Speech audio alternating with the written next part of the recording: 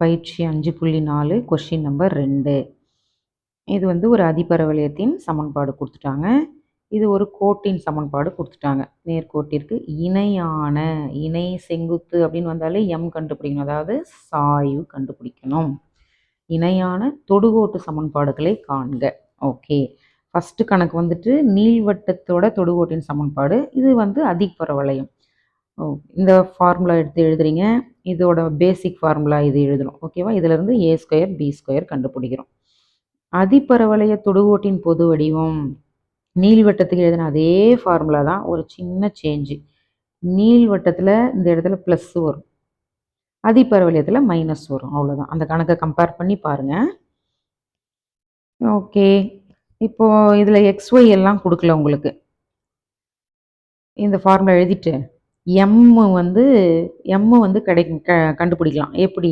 இதோ இங்கே ஒரு கோடு கொடுத்துருக்காங்க பாருங்க, நேர்கோடு. அதை எடுத்து எழுதுறீங்க.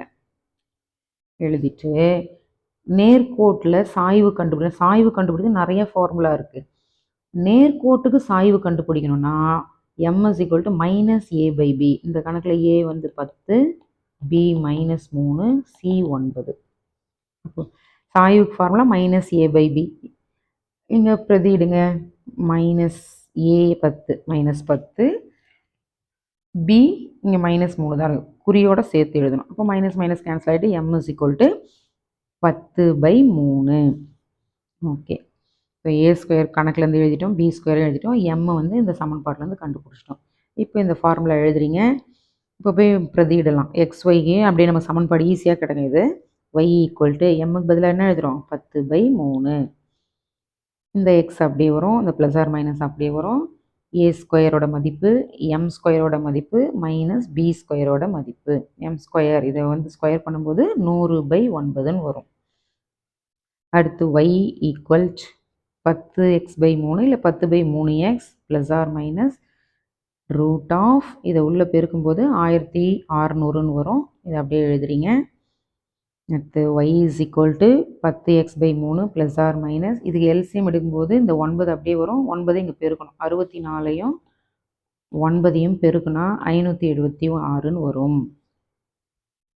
y = 10x/3 plus or minus, இது ரெண்டுத்தையும் கழிச்சா 1024/9. இப்போ y = 10x/3 ரூட் எடுக்கணும். ப்ளஸ் ஆர் மைனஸ் ரூட் 1024க்கு ரூட் எடுத்தோம்னா 32. 32 2 முறை பெருக்கி பாருங்கள், இந்த ஆன்சர் கிடைக்கும். 9க்கு ரூட் எடுத்தால் 3ன்னு உங்களுக்கு தெரியும். ஸோ இதுலேயும் 2 சமன்பாடு வரும். ஏன்னா ப்ளஸ் ஆர் மைனஸ் இருக்கு இல்லையா? ப்ளஸில் 1 மைனஸில் 1. ஸோ இதை எழுதுங்க. y = 10x/3 plus 32/3. இங்கே எல்லாத்துலேயும் 3 இருக்கா? அப்போ 3ஆல் பெருக்குங்க. இங்கே 3 வரும். இந்த 3 கேன்சல் ஆகிடும். இங்கே 3 போட்டு 3 கேன்சல் ஆகிட்டு இந்த ஸ்டெப் வரும். எக்ஸ் டேர்முமே ப்ளஸில் இருக்க பிரச்சனை இல்லை. அப்போ இது இந்த டேர்ம் அப்படியே இருக்கும். இது மட்டும் இந்த சைடு வரும். அப்படி எழுதும்போது ஆர்டராக எடுத்து எழுதிக்கலாம். எக்ஸுக்கு அப்புறம் ஒய் வரணும், அப்புறம் கான்ஸ்டன்ட். அடுத்து இங்கே போய் எழுதும்போது இதே எடுத்து தான் y = 10x/3 மைனஸ் எடுத்துக்கணும். -32/3. இப்போ 3ஆல் பெருக்கும்போது 3ஆல் பெருக்குனா என்ன வரும்? இங்கே 3 வரும். இங்கே போட்டு காமிச்சாலே அதே தான். இப்போ கேன்சல் ஆகிட்டு இந்த டேர்ம் கிடைக்கும்.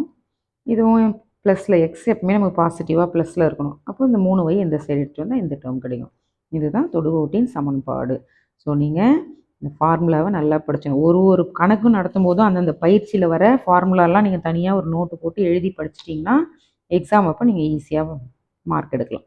ஓகே.